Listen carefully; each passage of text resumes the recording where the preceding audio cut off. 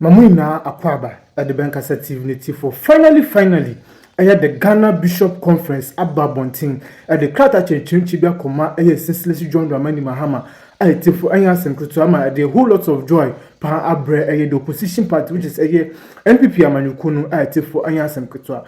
Now maybe for about the Ghana Bishops Conference native for me a group be an as me a Catholic group you're making sure say promises be a president we will make it be no so bad be one as so as Ghana mamping we make sure the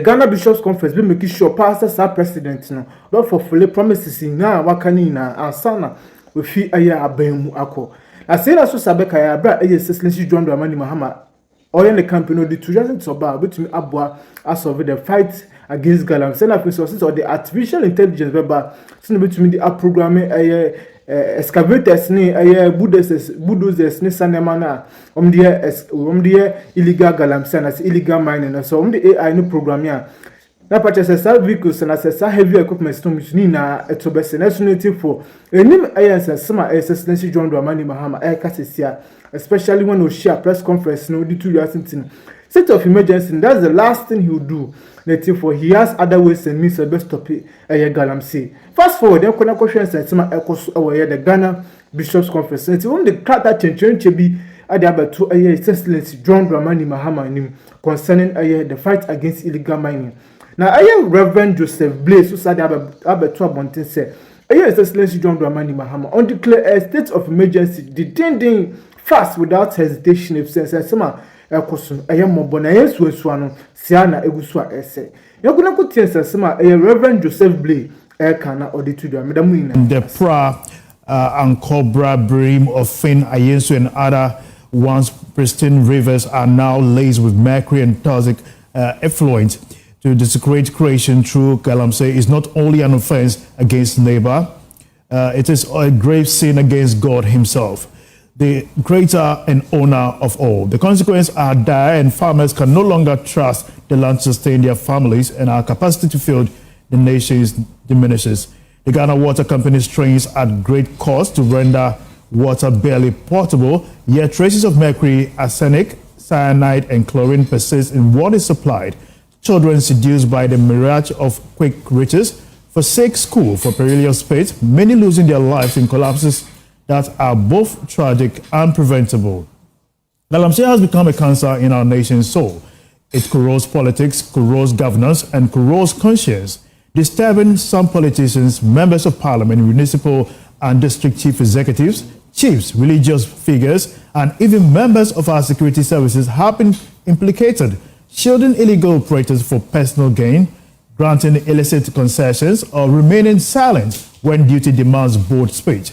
Yet, in the face of this, the President of the Republic, His Excellency John Dramani Mahama, appears not to grasp the existential scale of the menace.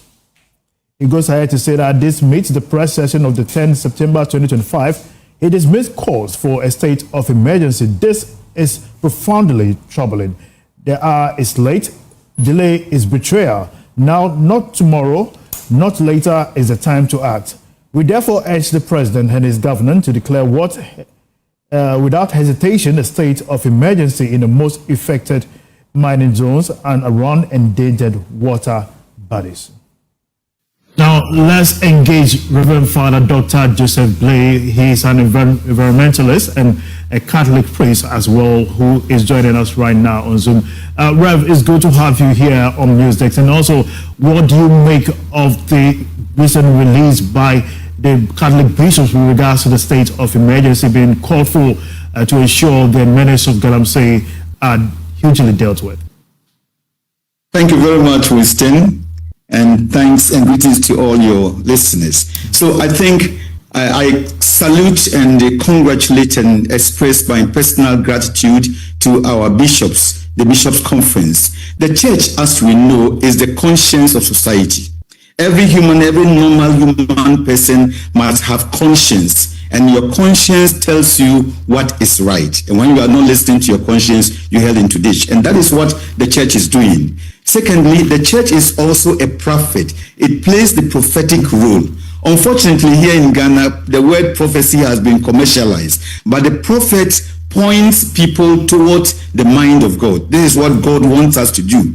If you read the prophet Jeremiah, the prophet Ezekiel, this time for us, we're even reading the prophet Ezekiel. Ezekiel says, tell the people that doom is going to come. If they don't listen, you are free. If you see and you don't say it, then it is your responsibility. And that is what our church is doing. That is what our bishops are doing. They are playing the role of a watchdog. The dog barks and creates awareness that something dangerous is going to come. They play the role of the prophets that, look, we are deviating, we are vying away from the path of God. Let us turn to the Lord and then avoid the destruction that is going to come to us. So the bishops' conference, the church, the whole body is the conscience of society, as I've said. It is also the prophet. It is also the watchdog. And if you read, if anybody read the bishops, what they call the communique, almost every year, they meet at their plenary and they come out with the communique. For the past 20 years, maybe even more, the bishops have been calling this attention to the environmental destruction. So the past 20 years, any communique that is going to come, it talks about the environmental degradation, talks about our rivers that we are losing. So it's like we have reached the peak. So that is what they are saying, that there's no time to delay.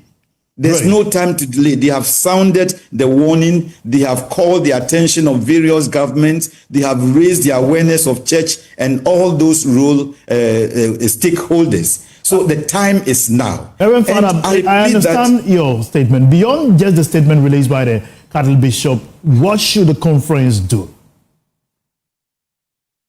Yes, so the conference has given proposal. You know, when you read a letter, yes, the letter is saying that we are not just saying that state of emergency, but even then there's mercy, there is also human face. Let us come out and then come out with a program to see those who are involved. What can we roll out for them? So I think if the government is going to work in collaboration with the bishop conference, the bishop can roll out, for example, something like cooperative farming. So we can come out with cooperative farming. We can liaise with some of the NGOs, some of our Caritas that we have outside there. If we have youth who want to enter into, let's say, rice farming, if we want to enter into vegetable farming, I think the bishop, the various dioceses can work hand in hand with MOFA, for example, to roll out something for the youth. What role would a state of emergency play at a time like this when there is consistent push for it? You see, the role of state of emergency, I'm not a lawyer, but from the layman's perspective that I have, anytime that we declare the state of emergency, it's like now we are at a critical point. We don't have the luxury of time to go through the normal procedure of passing through parliament, debating and this. So now, this point, we do what we ought to do now. It is like the time of COVID. We have to do this. We have to do that. So we don't pass through stages. The government says, well, we need so much amount. Let us suspend light bills. So that is what it means, that the action is so crucial. It's so dangerous that we cannot wait. So let's take immediate actions that we need. That is what the state of emergency, from my lay perspective, means. I admire your fight because you are an environmentalist and you just don't give communion in church, but you've led the fight against galamsey in some areas. How has it been so far, and what would you say has been one of the key predicaments, or let's say impediment to your fight? I think one of my impediments is that, for example, recently my community, the youth themselves went and arrested 2 Nigerians right in the act. They also went in March. They went and arrested some who have invaded the forest, the southern part of the Nimri forest. These cases are in court. And I think that this law, as we are talking about the state of emergency, passing through the normal procedural delays, and then Ghanaians know that, well, so even those that we have arrested, where the Nigerians are still in court, I went to my village just Wednesday. I took shots. If I knew, I could have brought you the pictures. The people are still working now. They are working